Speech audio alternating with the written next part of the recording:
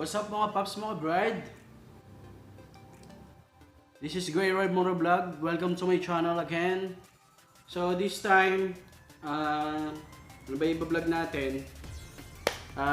Gusto ko ipakita sa inyo kung paano ikabit itong GRX motonetics na chin mount. So this vlog is all about how to install this GRX motonetics R series dito sa ating helmet na Spyder Recon2.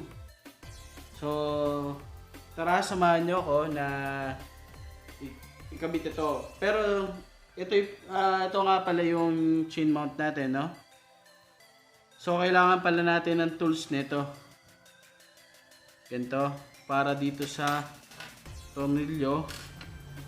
And kailangan din natin ng ganito. Then pakita ko sa inyo. Bali kapag kinabit kasi natin itong chin mount na to dito sa helmet na to, ito yung tsura ng ating helmet, no? So pag dito kasi sa baba niyan, hindi siya pipit dito kasi meron kasi siya ditong curve. Kung makikita nyo, may curve yan. So dalawa kasi yung galamayan nito, ayan. Dalawa sa left, dalawa sa right. So pag inano kasi natin, tatama siya dito, hindi magpipit. So possible na matanggal. So I decided na ang gagawin natin ay, nakikita nyo tong linya na to, yung black dito sa may blue. Ayan, dyan natin siya ipapantay. Kumaga magiging itsura niyan ay ganito. Para maging fit siya. Ayan, magiging ganyan ang itsura ng ating chin mount. So ipapantay lang natin yan. Ayan. So tara, samahan nyo ako na ikabit.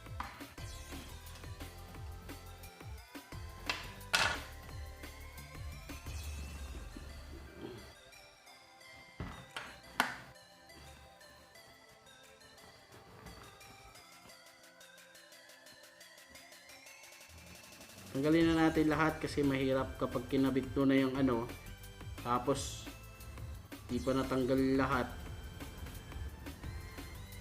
Natanggalin yung lahat. Hirap nga lang siya.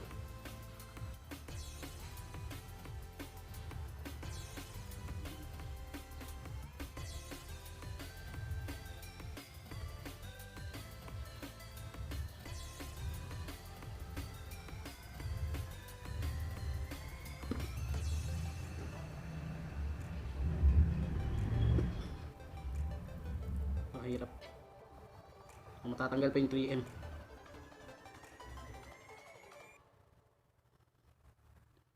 Pag ganyan mangyari, kita na natin bago.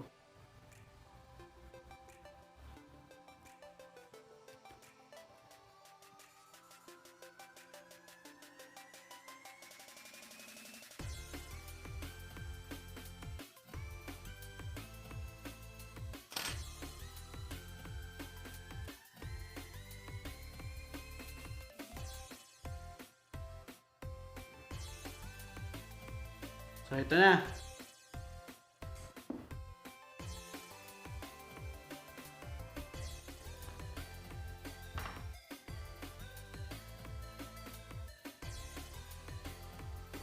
Una, ikabit natin to dalawa. Tingnan natin kung papatay dapat siya. Then tsaka nyo ilapat tong dalawa na to.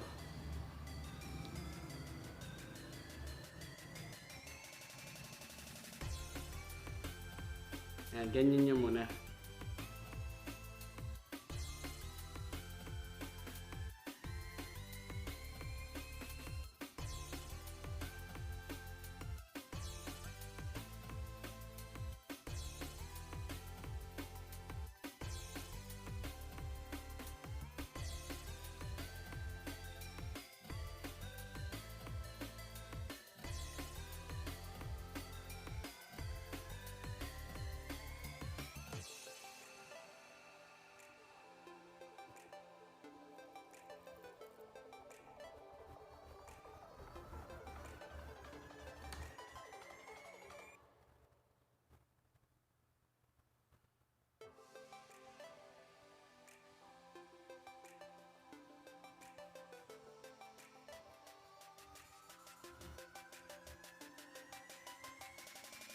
Make sure na pantay.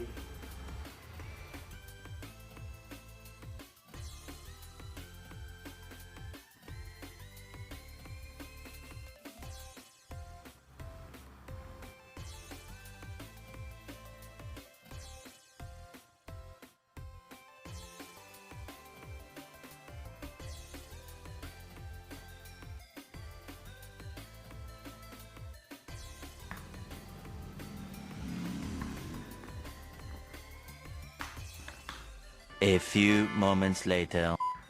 Ito na siya mga gray ride. Yan. Nakikita nyo. Yan, bali nakabit na natin. Ating chin mount. Inuna natin to. Tapos sinunod to. Kung makakita nyo.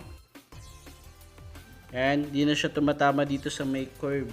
Sakto naman siya dito. Na nakuha natin. Tapos ito, nasasara naman. Ayan. Ayan yung pinakailalim. Kung makikita nyo. Ayan. Ganyan ko siya inano. Inuna ko to.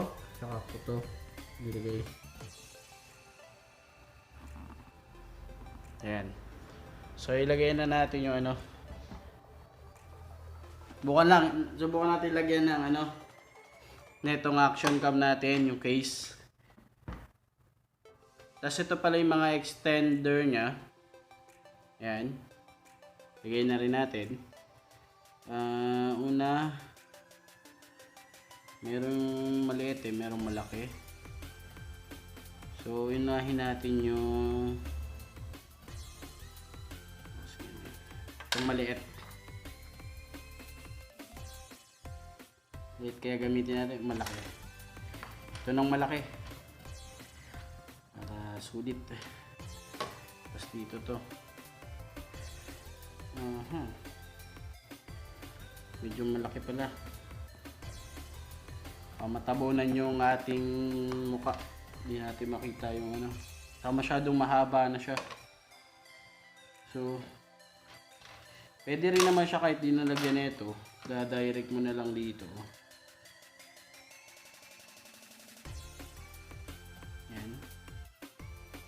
Pero mas maganda kung meron. Sana matibay yung 3M natin, no? Ginagawa na iba, nilalighter to, pinapainitan para mas makapit. Tsaka hindi mo na ginagamit, hindi mo na nilalagyan ng mabigat. Mga ilang oras siguro, pwede na. Okay? Lagyan na natin to.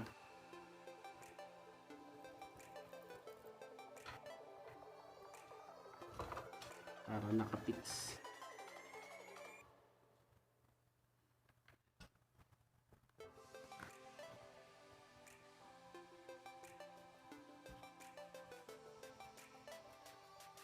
Lagyan natin yung tornilyo. Ayan.